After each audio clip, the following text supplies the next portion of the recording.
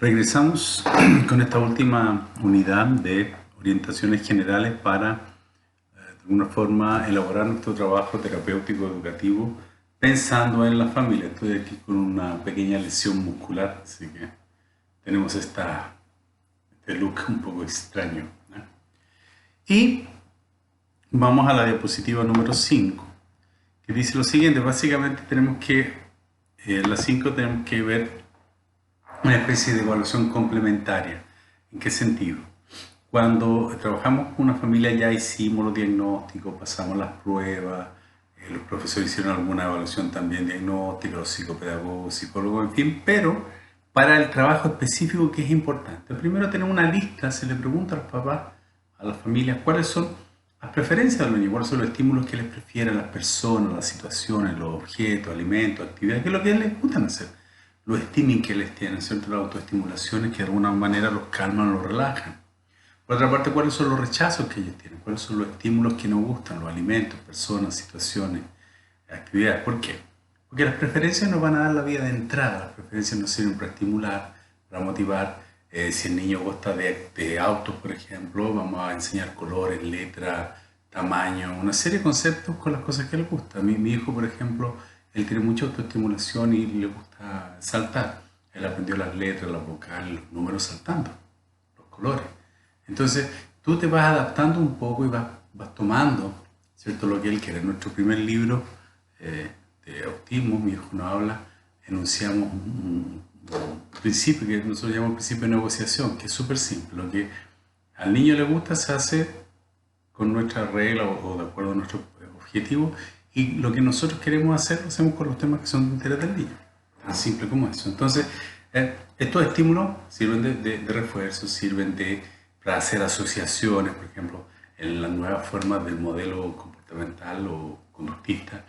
Tú de alguna manera usas como premio, usas lo que él quiere, trabaja un poco lo que a él le gusta, un poco las cosas nuevas que no gusta, y vas haciendo asociaciones. Entonces tú trabajas, por ejemplo, con mi hijo era el stimming, después él pintaba, después un poco de stimming, y después pinta, stimming, pinta. Si tú vas invirtiendo hasta que hay un momento en que el niño por asociación va aceptando trabajar. Por ejemplo, en las situaciones donde más él se comunica, vamos a trabajar el habla. En las situaciones donde él más se concentra, vamos a trabajar, por ejemplo, objetivos más como letras, colores o pintar.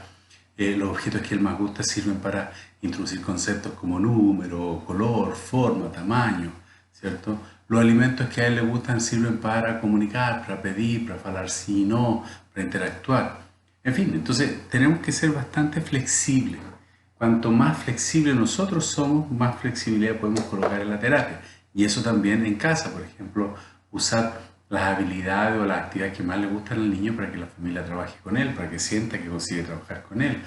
Si al niño le gusta tomar baño, en el baño vamos a colocar juguetes en el baño, esos juguetes se van a pedir, se van a nombrar, ¿no? Si al niño le gusta andar de auto, bueno, llevaremos un material como pequeños cuadros, ¿cierto?, pizarritas blancas para trabajar en el auto. En fin, tenemos que comenzar haciendo una cosa un poco más creativa.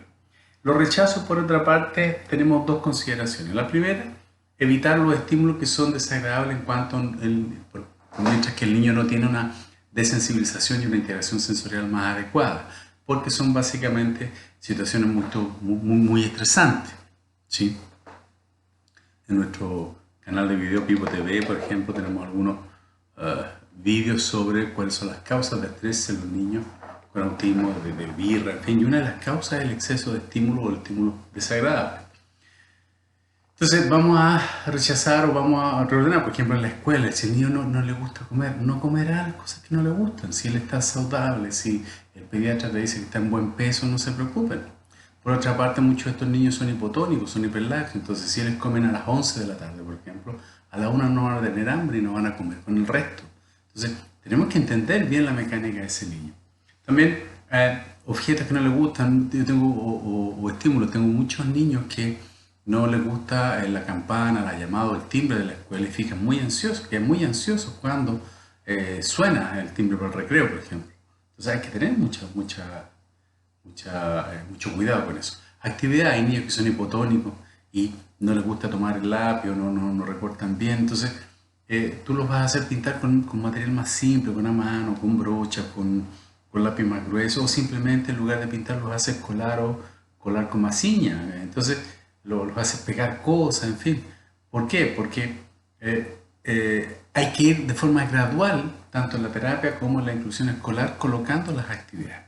Por otra parte, los rechazos pueden ser un sistema entre comillas, ¿ya?, de castigo o punición, en el sentido que, por ejemplo, hay estímulos que al niño no le gustan. O sea, eso hace sí, como el niño es hiperregistrador auditivo, eso ya es suficiente para que el niño se detenga o se incomode o asocie una conducta con un resultado negativo, por ejemplo, o de repente este niño no le gusta agacharse porque es hipotónico, entonces en el caso de mi hijo, entonces si él empieza a desordenar o está bravo y tira algún objeto, usamos la práctica positiva, yo tiro varios objetos al suelo y él los tiene que recoger. Entonces él sabe que, o como es un poquito perezoso, ¿cierto?, como se cansa rápido con la cosa de la hipotonía, si él no empieza a prestar atención, yo empiezo de nuevo. Entonces como él no quiere trabajar mucho, él lo va a hacer bien de primera para no tener que volver a trabajar. Entonces los mismos rechazos también de repente sirven para reorientar, y tú vas explicando eso a la familia para que la familia sepa usar, porque tampoco podemos estar protegiendo excesivamente al niño porque el mundo no se va a adaptar a él. Entonces en una primera etapa esos rechazos son evitados, pero en una segunda etapa tenemos que potenciar al niño para la medida de lo posible consiga de alguna manera tolerar, resolver o superar muchas de esas dificultades. Una segunda evaluación complementaria se refiere a determinar el perfil de fortalezas, debilidades, ¿cierto?, oportunidades y amenazas que un sujeto tiene. ¿A qué se refiere eso? La fortaleza es lo que él tiene de bien. Ahora, no necesariamente significa normal o talento. Por ejemplo, un niño que tiene colalia ya es una fortaleza, un niño que va a poder hablar, un niño que se mueve o es curioso, por muy desordenado que sea, es curioso y es una forma de entrenar. Entonces, determina la fortaleza en el sentido de todo comportamiento positivo o activo del niño que nos permita de alguna forma trabajar con él. Entonces, ¿qué es lo que él sabe hacer? ¿Qué es lo que él prefiere hacer? Si tiene vocalizaciones, si tiene colalia, si tiene lenguaje, las habilidades físicas, si él sabe seriar objetos, porque es una característica autista que vamos a usar mucho. Eso nos permite clasificar, agrupar, en fin, no es aun cuando es una característica autista, no necesariamente va a ser negativa, como es la memoria visual, la memoria auditiva, la memoria por evento. El stimming que le tiene, a veces hay autoestimulación que nos permite usar como premio para calmar el niño se cansa, tú de hecho un rato de hacer stimming y él rápidamente nuevamente se conecta, en fin. Entonces, las fortalezas son todo lo que él hace, sea adecuado, sea un talento o simplemente conductas que nos permitan de alguna forma ingresar, porque a veces tú tienes niños autistas tan severos que parece que no hacen nada y de repente tú ves que a ellos les gusta, no sé, tocar objetos. Bien, esa va a ser la fortaleza que vamos a empezar a explotar, ¿sí? Las debilidades, bueno, las debilidades son ya todas las limitantes de cada sujeto que de alguna forma nos complican el trabajo. Entonces, trastorno de comportamiento, procesos cognitivos alterados, poca atención, poca memoria, comorbilidad, epilepsia, trastorno motor, apraxia del habla, en fin. Las comorbilidades también, epilepsia, déficit de atención, el déficit específico, problema de aprendizaje, problema de lectura, problemas de memoria operativa, en fin. Y el perfil neurosensorial, hay niños que son demasiado ofensivos cutáneos y es difícil trabajar, por ejemplo, la parte de alimentación, hay niños que son muy hipotónicos y es difícil trabajar lo neuromotor durante mucho tiempo. Entonces, es súper importante tener todo eso en cuenta porque va a determinar en grande parte también el tipo de actividad, la progresión de la dificultad y cómo también vamos a ir pasando para la familia. Mira, vamos a empezar de forma súper simple. El discurso es, no queremos sobrecargarlo ni a usted ni al hijo. Sesión a sesión, ¿cierto?, semana con semana vamos a ir o transformando o complejizando alguna actividad, porque a veces, por ejemplo, podemos pasar mucho tiempo haciendo un trabajo específico con pocos materiales, pero de muchas formas diferentes, y ahí le explicamos a los padres que estamos intentando conectar ese cerebro, mejorar el perfil neurosensorial, mejorar los procesos cognitivos, que eso lleva tiempo y que además necesitamos que ellos practiquen mucho. Y que si él tiene muchas cosas que hacer, si tiene muchas cosas que intentar enseñar, eso no va a dar resultado. Por otra parte, oportunidades y amenazas se refieren al medio ambiente físico y social. Dentro de la oportunidad del ambiente físico es estimulante, hay objetos de estímulo, es seguro, tiene espacio, tiene buena temperatura, no hay un exceso de estímulo desagradable, en fin. Y en el ambiente social, ¿qué es que las personas consiguen hacer con él? ¿Los profesores consiguen trabajar? ¿Es que la familia consigue hacer cosas con él? ¿Cuál es la red de apoyo que él tiene? ¿Tiene abuelos preocupados? ¿Tiene padrinos? ¿Tiene hermanos? ¿Tiene alguien que ayuda a la familia y que aumenta la estimulación social? La motivación de la otra persona, los profesores están motivados, los auxiliares están motivados, las familias están motivadas para trabajar con él, porque a veces tú puedes tener un excelente programa escolar y un excelente programa terapéutico y la familia ya se rindió. Entonces es muy importante ese elemento. La formación de los profesores y los profesionales que hay áreas donde ni los profesores ni los profesionales tienen una adecuada formación. Entonces, por mucha voluntad que ellos tengan, no van a dar un servicio adecuado y no van a poder responder a las necesidades de ese caso. El acceso a la información tanto de los profesionales como de la familia. ¿Cuál es la información que les conocen? ¿Cuál es el acceso? ¿Dónde buscan información? ¿Qué tipo de información ellos consiguen? ¿Sí? El acceso a la salud, a la educación, en el sentido de, bueno, ellos tienen servicios de salud adecuados, tienen especialistas adecuados, tienen profesores, pueden ir a escuela. Hay países en que la educación especial no es muy buena, hay países donde la educación general no es buena, donde el servicio de salud para las personas con alguna discapacidad, deficiencia o diferencia no es buena. ¿Existe alguna ONG, alguna agrupación de padres que nos permita trabajar en conjunto? También tenemos que determinar. Y otra oportunidad que no siempre se ve es en las leyes. ¿Qué ley hay de autismo en esa región? ¿Cuáles son los beneficios sociales? Por ejemplo, mi hijo acá tiene algunas leyes que favorecen y muchas que no, pero acá en Brasil, por ejemplo, él tiene deporte gratis, tiene algunos remedios, podemos nosotros comprar un auto con disminución de impuestos, tiene vaga o estacionamiento exclusivo, atendimiento exclusivo en algunas áreas. En fin, es decir, hay muchas cosas que tú tienes que ir de alguna forma ayudando a la familia a usar, ¿sí? Entonces, y las amenazas son las amenazas tanto del ambiente físico-social. El ambiente físico es muy lejos, está contaminado, no hay mucho estímulo, es peligroso, ¿no? En fin, o hay mucho estímulo desagradable para el sujeto. Imagina un niño que vive en un ambiente muy ruidoso, por ejemplo, donde, no sé, pues hay bares, cantinas cerca y hay mucho ruido y hay fuego de artificio, en fin. ¿Cómo es el ambiente social? O sea, si los familiares y los profesionales no están preparados, no están motivados, si hay situaciones de abuso, negligencia o abandono de ese niño, si hay un exceso de alumnos en la escuela, si hay malos hábitos en la familia, malos hábitos alimenticios, alcoholismo, drogadicción, si hay un exceso de estímulo interferente, desagradable o peligroso para ese niño.